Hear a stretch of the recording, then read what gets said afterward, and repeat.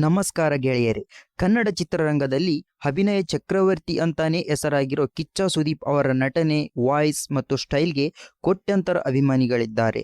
ಆದರೆ ಸುದೀಪ್ ಅವರು ಕೇವಲ ಅದ್ಭುತ ನಟ ಮಾತ್ರ ಅಲ್ಲ, ಅವರು ಸ್ಯಾಂಡಲ್ವುಡ್ನ ಸಕ್ಸಸ್ಫುಲ್ ಡೈರೆಕ್ಟರ್ ಕೂಡ ಹೌದು. ಕಿಚ್ಚ ಸುದೀಪ್ ಅವರು ತಾವೇ ಸ್ವತಃ ಆಕ್ಷನ್ ಕಟ್ ಹೇಳಿ ನಟಿಸಿದ ಆ 6 ಸೂಪರ್ ಹಿಟ್ ಸಿನಿಮಾಗಳು ಯಾವುವು ಅಂತ ಇವತ್ತಿನ ಒಂದು ವಿಡಿಯೋದಲ್ಲಿ ನೋಡೋಣ.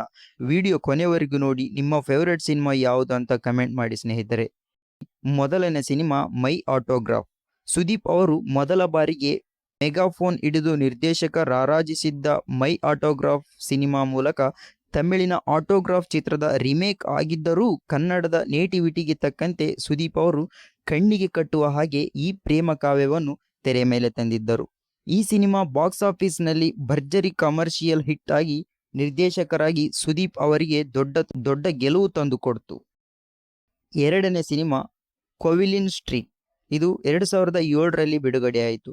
ಇದೊಂದು ವಿಭಿನ್ನ ಶೈಲಿಯ ಸಸ್ಪೆನ್ಸ್ ಹಾಗೂ ಸೈಕಾಲಜಿಕಲ್ ಥ್ರಿಲ್ಲರ್ ಸಿನಿಮಾ.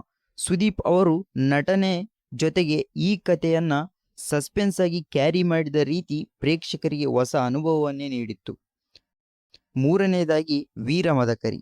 ಸುದೀಪ್ ಅವರ ಡೈರೆಕ್ಷನ್ ಕೆರಿಯರ್ನಲ್ಲಿ one of the biggest mass hit ಅಂದರೆ ಅದು ವೀರ ಮದಕರಿ ಸಿನಿಮಾ ಅಂತಾನೆ ಹೇಳ್ಬೋದು. ಇದರಲ್ಲಿ ಸುದೀಪ್ ಅವರು ಡಬಲ್ ರೋಲ್ನಲ್ಲಿ ಕಾಣಿಸಿಕೊಂಡಿದ್ದರು.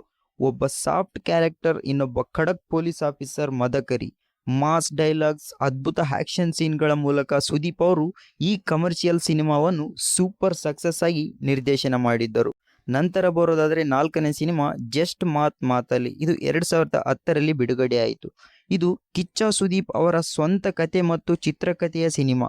ಪ್ರೀತಿ, ವಿರಹ, ಸಂಗೀತದ ಹಿನ್ನೆಲೆ ಇರೋ ಈ ಎಮೋಷನಲ್ ಲವ್ ಸ್ಟೋರಿಯನ್ನ ಸುದೀಪ್ ಕ್ಲಾಸಿಕ್ ಆಗಿ ಡೈರೆಕ್ಟ್ ಮಾಡಿದ್ರು. ರಮ್ಯ ಮತ್ತು ಸುದೀಪ್ ಅವರ ಕಾಂಬಿನೇಷನ್ ಹಾಗೂ ರಘು ದೀಕ್ಷಿತ್ ಅವರ ಮ್ಯೂಸಿಕ್ ಇವತ್ತಿಗೂ ಕೂಡ ಎವರ್ಗ್ರೀನ್ ಅಂತಾನೆ ಹೇಳ್ಬೋದು. ನಂತರ ಬರೋದಾದ್ರೆ ಐದನೇ ಮೂವಿ ನಿಮ್ಮ ನೆಚ್ಚಿನ ಕೆಂಪೇಗೌಡ. ಇದು 2011ರಲ್ಲಿ ಬಿಡುಗಡೆಯಾಯಿತು. ಕನ್ನಡ ಚಿತ್ರರಂಗದಲ್ಲಿ ಪೊಲೀಸ್ ಸಿನಿಮಾಗಳ ಟ್ರೆಂಡ್ ಸೆಟ್ ಮಾಡಿದ ಚಿತ್ರ ಕೆಂಪೇಗೌಡ.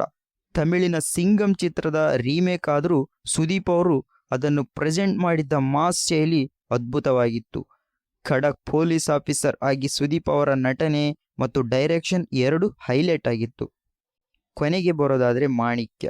ಕಿಚ್ಚ ಸುದೀಪ್ ಮತ್ತು ಕ್ರೇಜಿ ಸ್ಟಾರ್ ರವಿಚಂದ್ರನ್ ಅವರು ತಂದೆ ಮಗನಾಗಿ ನಟಿಸಿದ ಈ ಫ್ಯಾಮಿಲಿ ಆಕ್ಷನ್ ಡ್ರಾಮಾ ಸ್ಯಾಂಡಲ್ವುಡ್ನಲ್ಲಿ ಬಿಗ್ ಸೆನ್ಸೇಷನ್ ಸೃಷ್ಟಿಸಿತ್ತು.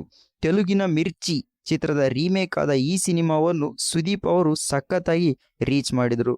ಮಾಸ್ ಎಲಿಮೆಂಟ್ಸ್ ಜೊತೆ ಡೈರೆಕ್ಟರ್ ಮಾಡಿ 100 ಡೇಸ್ ಪೂರ್ಣಗೊಳಿಸಿದರು. ನೋಡಿದ್ರಲ್ಲ ಗೆಳೆಯರೆ, ನಟನೆಯಷ್ಟೇ ಅಲ್ಲದೆ ನಿರ್ದೇಶನದಲ್ಲೂ ತಮ್ಮದೇ ಆದ ಛಾಪು ಮೂಡಿಸಿರೋ ಕಿಚ್ಚ ಸುದೀಪ್ ಅವರ ಈ ಒಂದು 6 ಸಿನಿಮಾಗಳಲ್ಲಿ ನಿಮ್ಮ ಫೇವ್ರೇಟ್ ಯಾವುದು ಅಂತ ಕಮೆಂಟ್ ಮಾಡಿ. ಹಾಗೂ ನೀವೇನಾದರೂ ಕಿಚ್ಚ ಸುದೀಪ್ ಅವರ ಅಚ್ಚ ಫ್ಯಾನ್ ಆಗಿದ್ರೆ ತಪ್ಪದೇ ಈ ಚಾನಲನ್ನು ಸಬ್ಸ್ಕ್ರೈಬ್ ಮಾಡಿ ಅಂತ ಹೇಳ್ತಾ ಮುಂದಿನ ವಿಡಿಯೋದಲ್ಲಿ ಸಿಗೋಣ. ಅಲ್ಲಿವರೆಗೂ ಟೇಕ್ ಕೇರ್, ಬಾಯ್ ಬಾಯ್.